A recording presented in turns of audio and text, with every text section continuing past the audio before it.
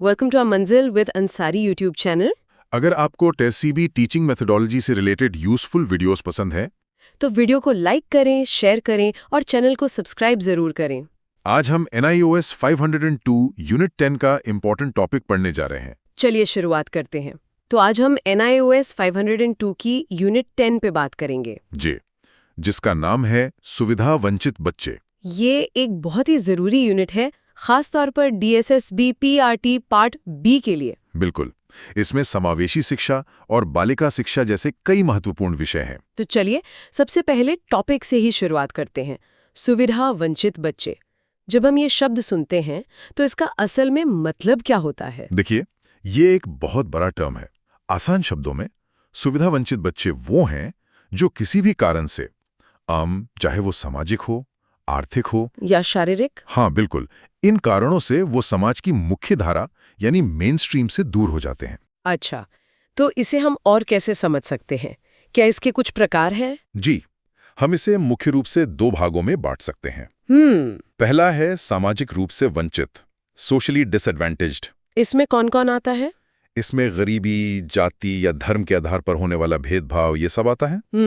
या फिर वो बच्चे जो बहुत दूर दराज के इलाकों में रहते हैं, मतलब समाज जिन्हें आसानी से स्वीकार नहीं कर पाता। सही कहा।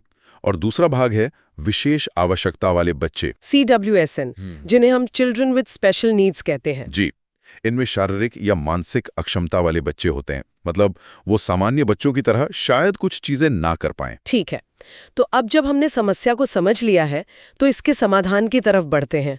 NCF 2005 इस बारे में क्या कहता है?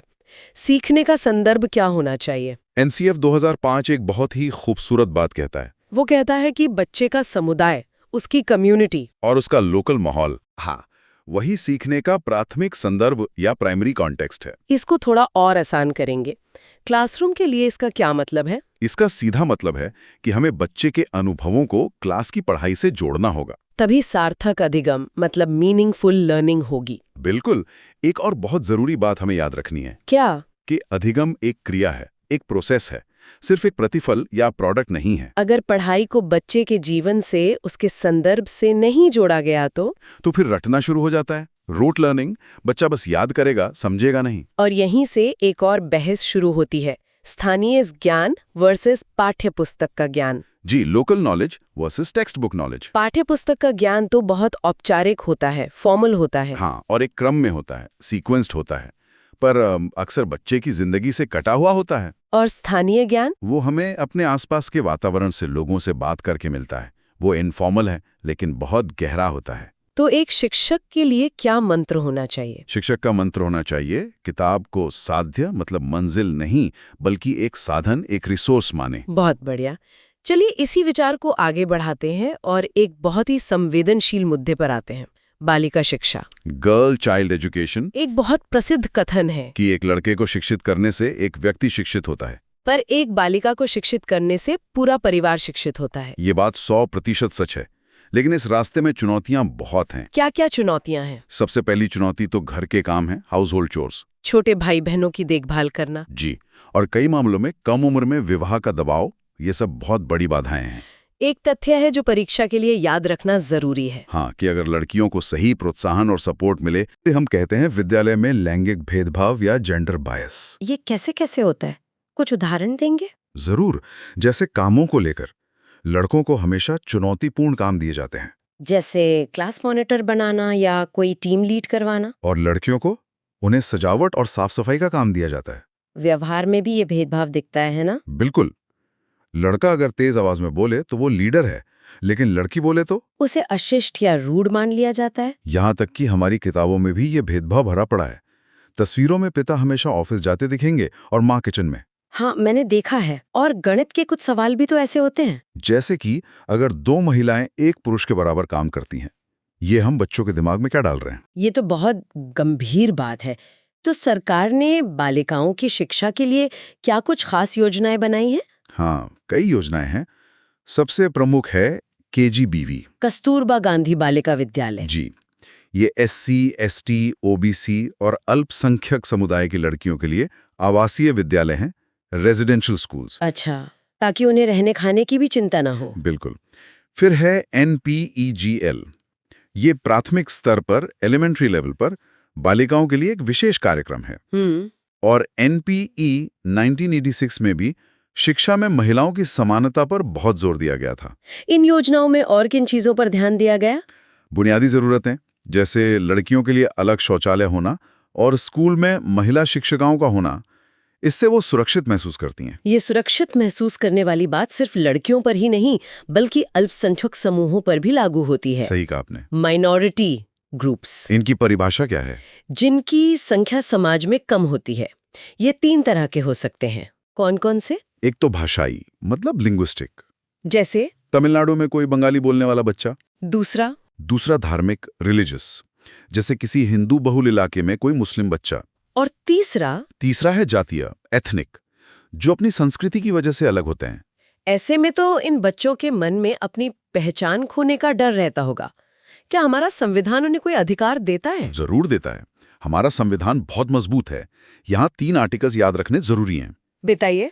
आर्टिकल 15 कहता है कि धर्म, जाति या लिंग के आधार पर कोई भेदभाव नहीं होगा। ठीक है। आर्टिकल 29 उन्हें अपनी भाषा, लिपि और संस्कृति को सुरक्षित रखने का अधिकार देता है। और आर्टिकल 30 अल्पसंख्यकों को अपने शिक्षण संस्थान खोलने और चलाने का अधिकार देता है। और इन सब के ऊपर RTE एक्ट भी तो है। हाँ, जो कहता है कि किसी भी बच्चे को एडमिशन देने से मना नहीं किया जा सकता। चलिए, अब वापस विशेष आवश्यकता वाले बच्चों यानी CWSN पर आते हैं। एक शिक्षक के नजरिए से बात करते हैं। जी। मान लीजिए मेरी क्लास में एक दृष्टिबाधित, विजुअली इम्पेयर्ड बच्चा है। मुझे कैसे पता चलेगा और मैं क्या करूं? आपको कुछ लक्षण दिखेंगे, जैसे वो किताब को आंखों के बहुत पास रखकर पढ़ेगा या बोर्ड ठीक से नहीं देख पाएगा। तो उपाय क्या है? सबसे पहले तो उसे आगे बैठाएं, बोर्ड पर थोड़ा बड़ा और साफ लिखें, और जो लिख रहे हैं उसे साथ साथ बोलकर भी पढ़ाएं। ठीक है। और अगर कोई बच्चा श्रवण बाधित यानी हियरिंग इम्पेयर्ड हो तो? उसके लक्षण होंगे कि वो अपना कान आपकी तरफ घुमाएगा या आपके सवाल का गलत जवाब देगा क्योंकि उसने सुना ही गलत। उसके लिए क्या करना चाहिए? आपको उसे लिप रीडिंग का मौका देना होगा। साफ साफ और थोड़ा धीरे बोलें ताकि वो आपके होठों को पढ़ सके। अच्छा, अब बात करते हैं अधिगम अक्षमता, लर्निंग डिसेबिलिटी की, जैसे जो बच्चे B को D पढ़ते हैं। हाँ, या वर्ड्स को 100 पढ़ते हैं। इनकी सबसे बड़ी समस्या होती है ध्यान न दे पाना और जल्दी भूल जाना। इनके लिए क्या जरूरी है? धैर्य, पेशेंस, और उन्हें ये महसूस कराना कि वो किसी से कम नहीं है, बस उनका सीखने का तरीका अलग है। और एक होती है गामक अक्षमता, लोकोमोटर डिसेबिलिटी। जी, जिसमें चलने फिरने या चीजों को पकड़ने में दिक्कत होती है। तो इन सभी बच्चों का मूल्यांकन मतलब असेसमेंट कैसे करना चाहिए? ये सबसे जरूरी सवाल है। पहला नियम, ग्रेडिंग में थोड़ी विशेष छूट दें। उनके प्रयास को सराहें, सिर्फ परिणाम को नहीं। और दूसरा नियम? और सबसे बड़ा नियम, कभी भी भूल कर भी उनकी तुलना दूसरे बच्चों से ना करें। तुलना उनका आत्मविश्वास तोड़ देती है। ये जो अलग होने का एहसास है, ये शायद जनजातीय बच्चे यानी ट्राइबल चिल्ड्रन सबसे ज्यादा महसूस करते होंगे। उनकी समस्याएं और भी ज्यादा गहरी हैं, कई स्तरों पर हैं। जैसे? पहली समस्या है पलायन, माइग्रेशन।